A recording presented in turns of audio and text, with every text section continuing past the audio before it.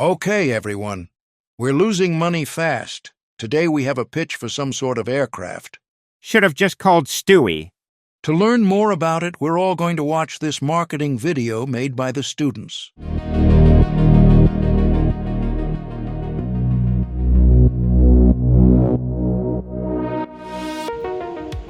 The next generation aerial target demands a propulsion system that is fast, reliable, efficient, and affordable. Today, we present a fully mission-optimized turbojet and radar launch system designed specifically to meet and exceed every mission requirement. The propulsion system needs to also support a 2,000-pound aircraft with a 67-foot wing area, a CL max of 1.6, and a stall speed of 135 feet per second. Across the 9-leg mission profile, the aircraft performs takeoff and climb to 30,000 feet, cruise at Mach 0.65 for 2 loiter segments, a Mach 1.2 supersonic dash, and 3G turns at 15,000 feet and 30,000 feet.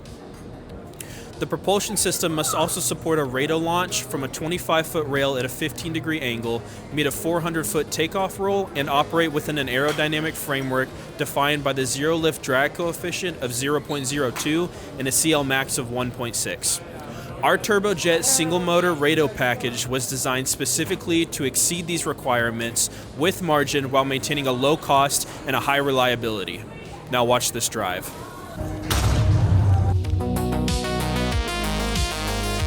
Our engine was designed with the high-speed 20, a TT4 max of 3200 degrees Rankine, and a TT4 cruise of 2760.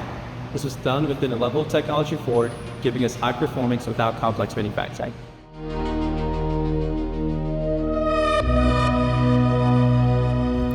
Our PCA carpet plot clearly identifies a turbojet with a compressor pressure ratio of 20 and a maximum TT4 of 3200 Rankine. Corrected for cruise results is approximately 2,760 Rankine, allowing us to lower the required cooling of the engine, needing roughly 2%, increasing the reliability and lowering the cost of the engine overall. Using Level 4 technology built to present present-day standards and lowering assumptions about capabilities in the future, Level 4 allows for the most efficient engine possible in terms of power, efficiency, and engine control overall, improving the experience for the pilot, response time of the engine, making this the most efficient cycle for the next generation aerial target envelope in terms of efficiency, reliability, and control over the engine. Our EPA engine performance analysis confirms stable operation from Mach 0.3 through Mach 1.2 and altitudes ranging from 10,000 to 50,000 feet plus. Corrected mass flow and specific thrust track cleanly across the entire operation envelope and applying the theta brake in maximum operating conditions, giving us the most accurate thrust scaling throughout the mission. Sized to handle even the hottest days of the year and handle the hardest conditions, finishing the overall mission travel with over 20% of fuel reserves, or 167 pounds of our 800 pounds of fuel, resulting in a landing weight of 1,367 pounds. The engine's mass flow parameters and inlet sizing is more than sufficient, aligned with beyond what's required for full mission completion, keeping performance smooth and predictable across the entire range. Most importantly, the compressor remains well clear of surge through the entire throttle hook. In the Mach sweep, you can see that the altitude increases, so does the engine's fuel efficiency, making this engine the most efficient during long-range, high-altitude missions. Even as Mach increases, the TSFC of the engine decreases, creating a more favorable fuel efficiency with Mach growth. In short, the terms meaning high-speed cruise is favorable operation for this engine overall. These margins and specs translate into consistent handling, reliable throttle response, and dependable performance during maneuvers, accelerations, descents, and long-range or even high-altitude missions. Speed over efficiency is not a sacrifice with our engine.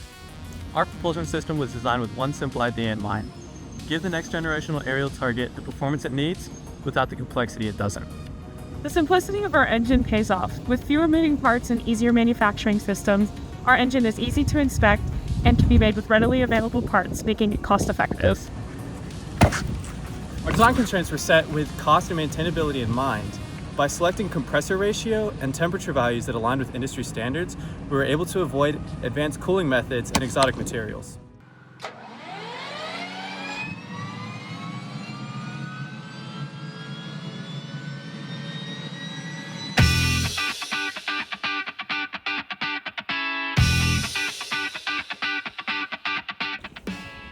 My name is Gavin Stearman, and I'm our team's rocket motor connoisseur, and I'm responsible for our radar launch system, and we'll be launching our next generation air target with 6 of these Fireball propellant grains.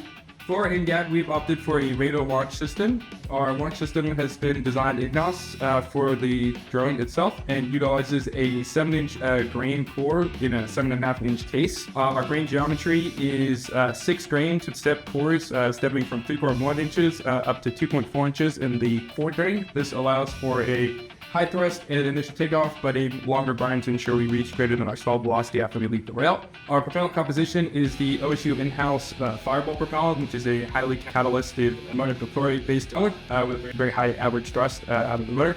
Our total impulse for our motor is a little over 87,000 Newton seconds of impulse with a 3.2 burn time and an average thrust of around 24,000 Newtons.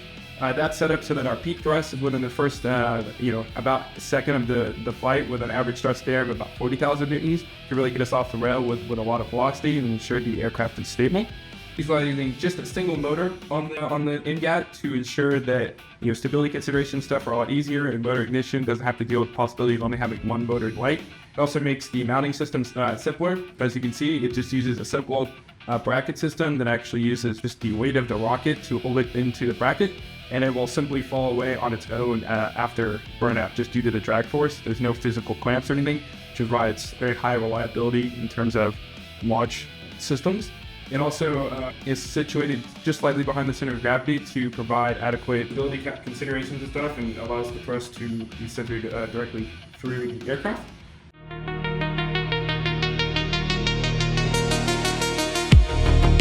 With superior mission performance and efficiency, this propulsion system gives a next-generational aerial target the capability the Air Force can truly rely on. From radar launch to supersonic dash, it's engineered to perform every time.